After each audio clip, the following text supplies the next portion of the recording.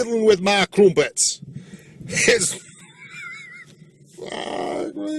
Bushka and Blitz here. Happy to have you with me, humans. Whoever you are, whatever you're doing, and whoever you're doing it to. We're looking at a pommy tank today, as you probably got from my wonderfully dexterous pommy accent there. My wife will give me a flogging. We're having a look at the 215b. This is a patron-sponsored post. If you haven't already thought about it, you can sponsor the channel by clicking on the little patron link, which is in the channel bar there, and I'll also pop it up here so you can have a squiz. This is a wonderful, wonderful tank. It is very, very good at handing out damage, and it is very, very bad at stopping damage from coming in. Your ability to mitigate one while maximizing the other is basically the key to this tank. Now, I say that because I understand the concepts behind it. I understand how it should work.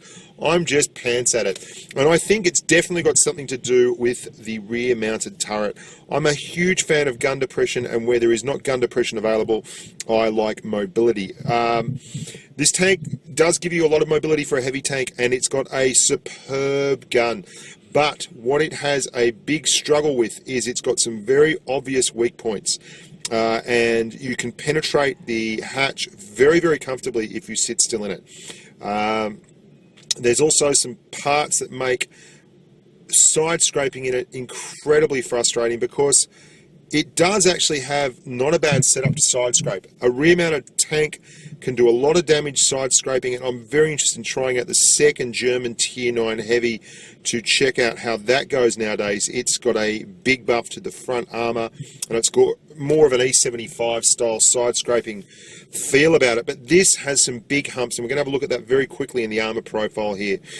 It's got massive big positives though, so it's one of those tanks where it's almost like the better you are as a player, if you can take advantage of it, the more damage you can do in it. And if it doesn't suit you, and it's one of the best things about the game, you will find things that just simply do not suit.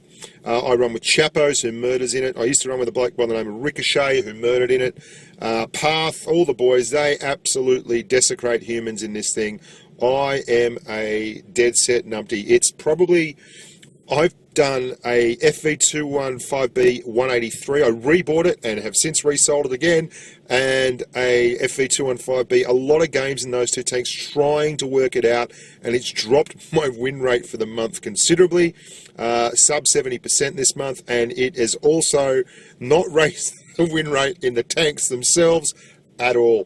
Flat out doing 54% in this thing, which is horrific, and it should be so much better.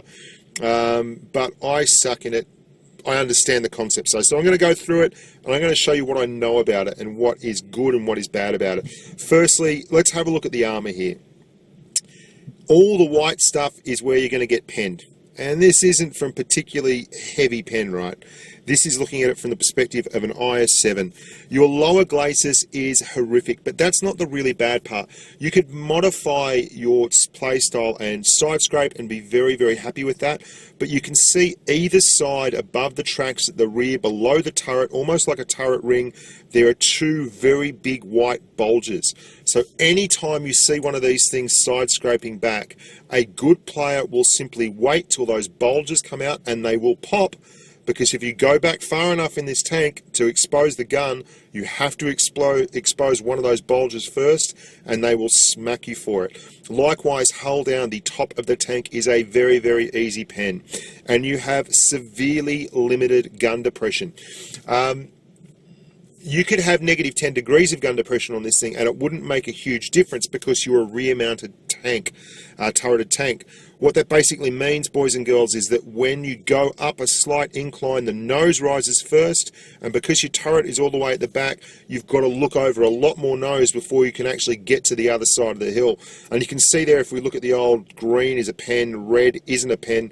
Even with APCR or premium ammunition, the parts that are red stay red, and the parts that are green just stay green. There's no changing your lower glacis. Like most tanks is a joke, but your top of your turret and the bulges either side of the turret itself, which are hugely green there, are always going to be easy pens.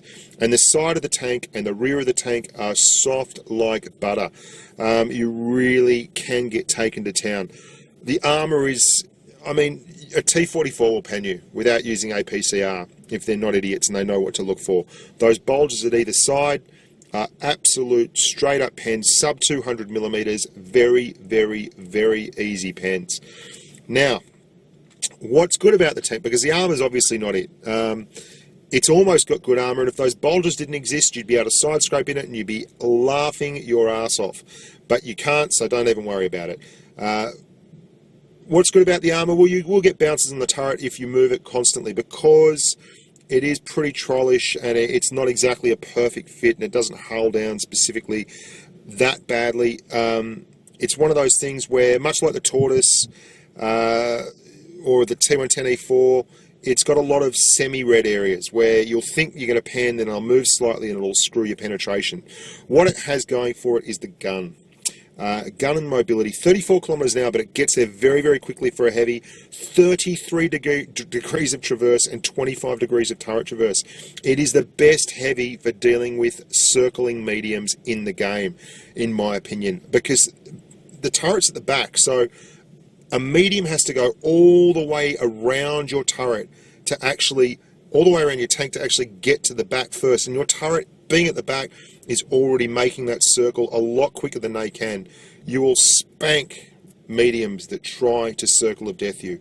If you're not doing it, you need to adjust your playstyle and do it better. Secondly, the gun.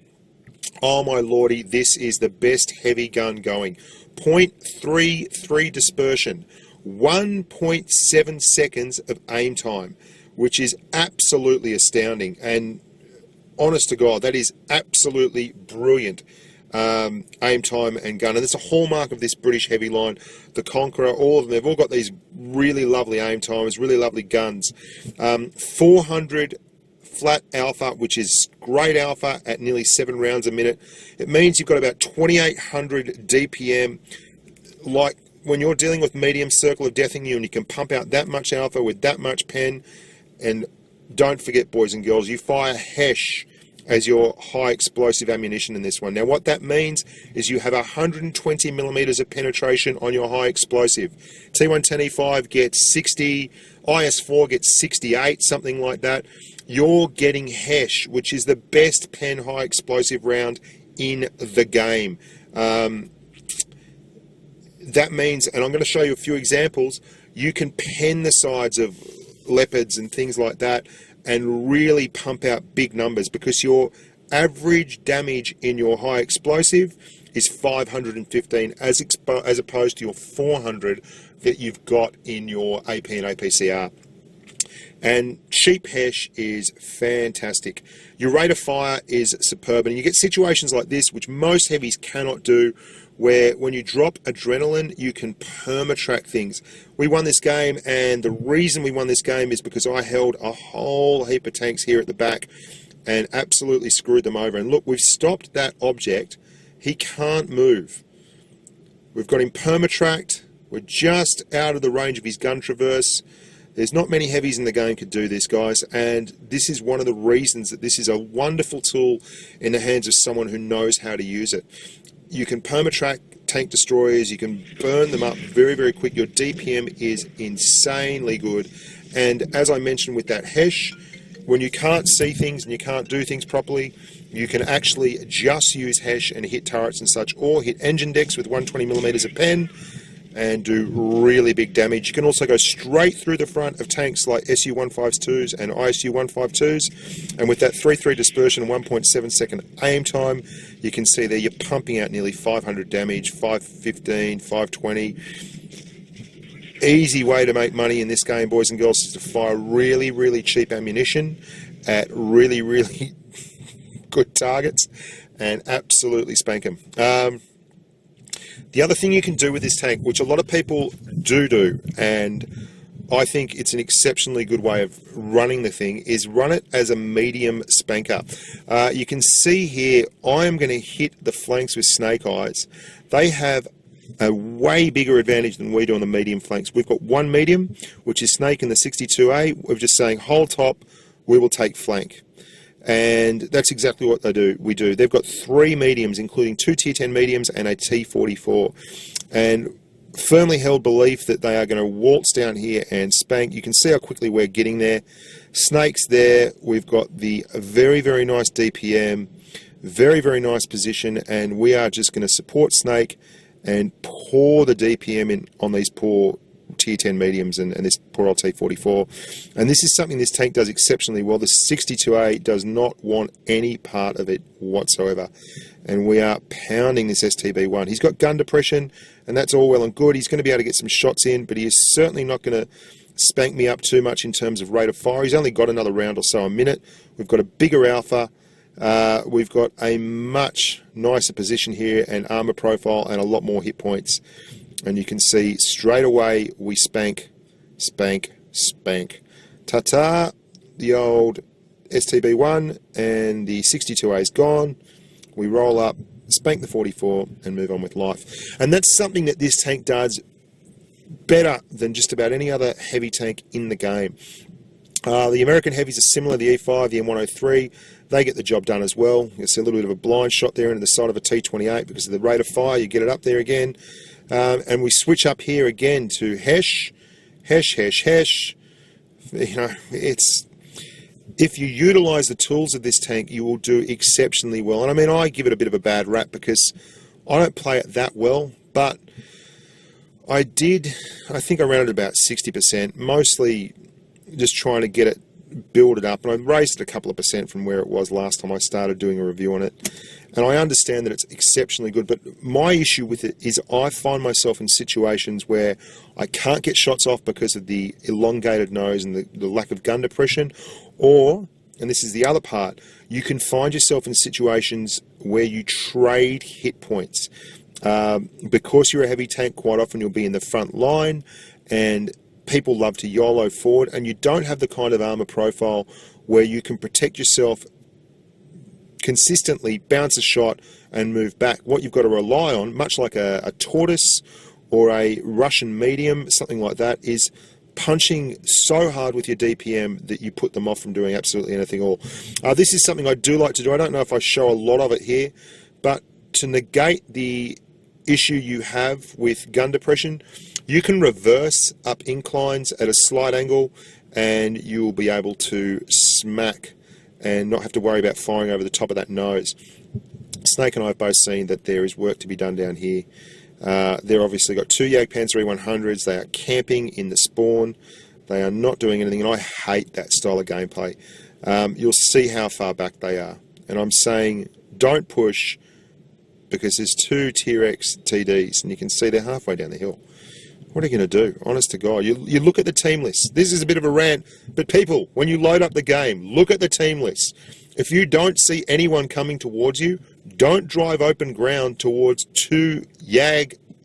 I mean, they will pump you for 800 damage a shot if they get the opportunity, and you will not last very long at all. So what we've done is the only other option, while these guys are holding them, we're going to move down here, wipe the medium flankers that were coming up to try and hit from behind, and hopefully get into respawn and pump. And this is where the tank does really, really well. It's such a mobile heavy. Look at it go. It really is an outstandingly quick tank to reposition. And the DPM on it means you really don't have to worry about Russian mediums and such. They've probably got an extra 250, 300 DPM on top of what you have per minute, but you've got more hit points. And you're much more likely to bounce a shot once you start pumping APCR and the like into them. And if you get an opportunity, like on a Leo 1, to pump Hesh, oh my goodness, you will do insane DPM. So Snake Eyes and I are moving up. Now this is one of the best things about the tank, obviously, that you can play it with a medium and you can be a very, very nice fire support medium. You can get up and follow a 62A or an Object 140, which is what a lot of the boys do, and they do it much better than I do, but for all that, it's an exceptionally positive play style. On some maps it works very well, like Copperfield, and in this instance in particular, where we're doing a rare thing, which is driving down the middle of Winter Malinovka, you can absolutely churn through tanks. The 62A's DPM is it's exceptional. It's the best medium DPM in the game. A 140, an FV215b, all of them work for this. So you can team up with mediums and almost have like a bigger version of a wolf pack. There you go. Two Yag. I hate that. Two Jagdpanzer E100s in the middle of the base. I mean, congratulations, guys. You're saving on petrol. Whatever. So we're now in a situation where we've put the 44 on the cap. He's done the right thing. The two Jagdpanzer E100s are hanging out at the back, not doing much. Snake calls for the attack. This is the brutal truth. If you're going to be in a non-turreted TD, then you can see the 44's not happy with it either.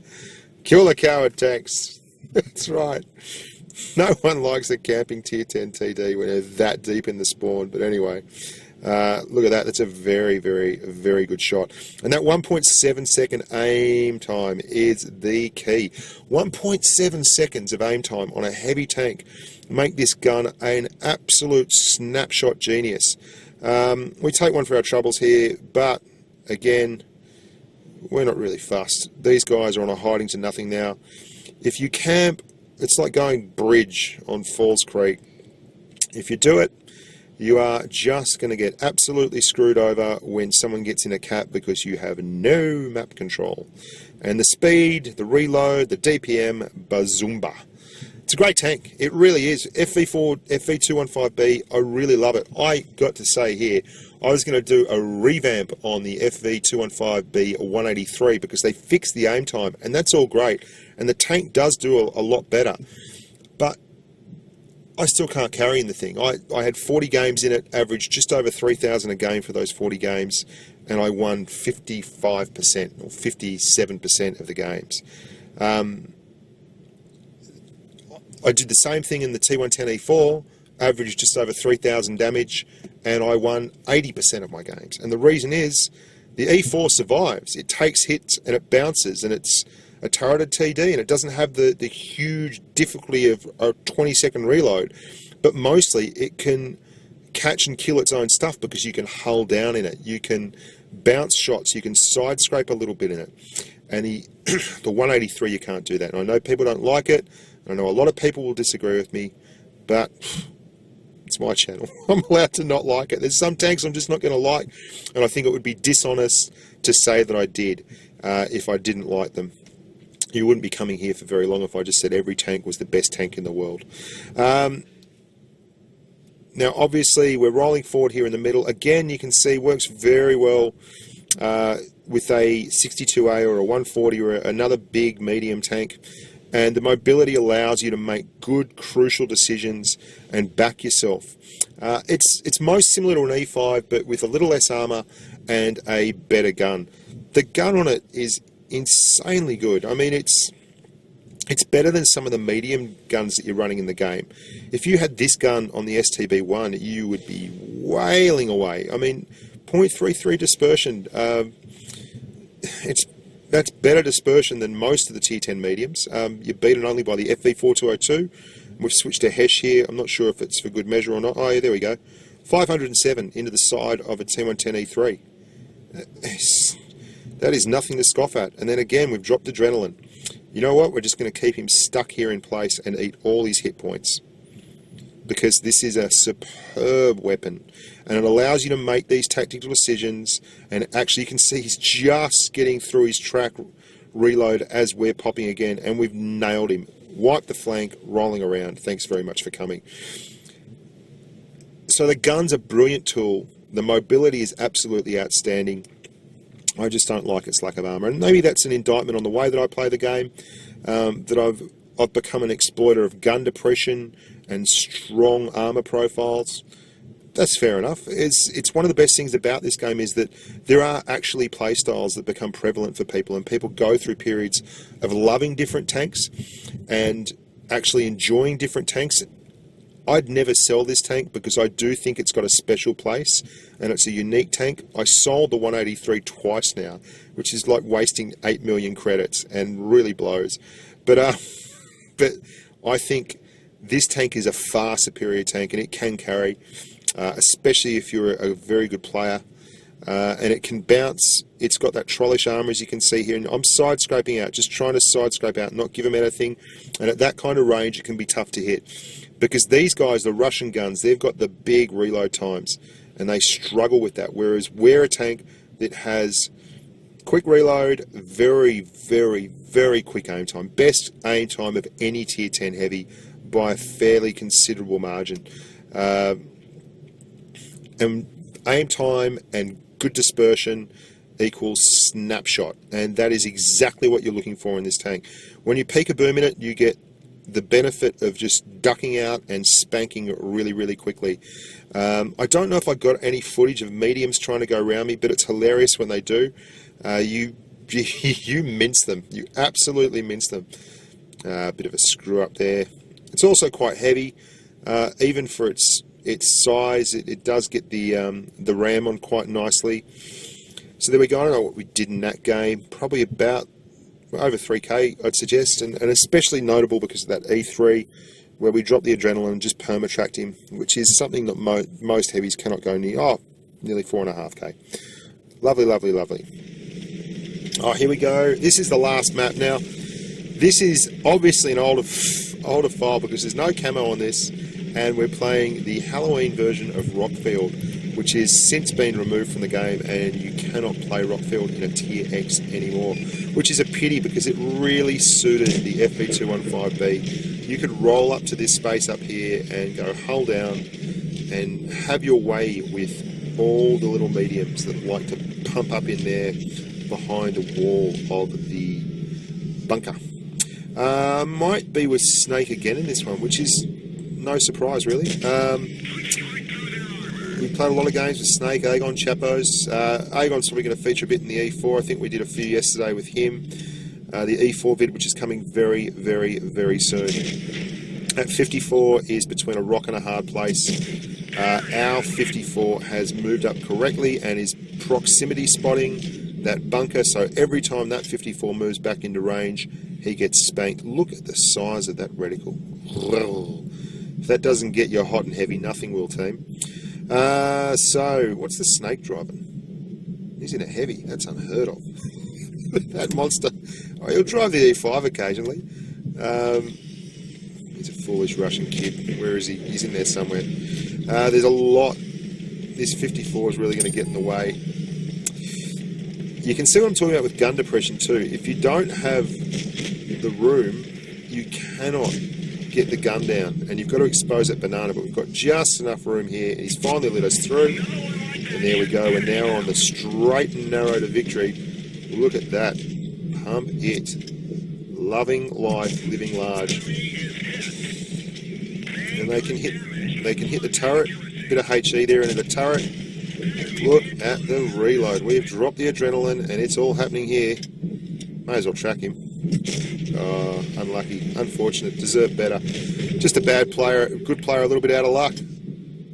Can't get the gun down, so we'll have to take a cheek shot on that E100. And of course, his aim time does not allow him to get a good shot in. There's stiff resistance on both sides. This is actually a really fun game, this one, if I recall correctly. That E100 is not keen on giving me too much more. Might have to change it up into the side of the IS-8. We're using APCR, boys and girls. We're spending our money to make penetrations. And while I would rather not have that be the case, I'm a big fan of upping the damage on gold rounds rather than upping the pure penetration value. But while it's in game and everyone's throwing it at you, you may as well throw it back. If you don't like it, well, you know what? You can do your own YouTube channel. That's alright. And the Crumpets are cooking here, boys and girls. The E100, he's at the back. He is coming out the wrong way. He's exposing that lower glacis.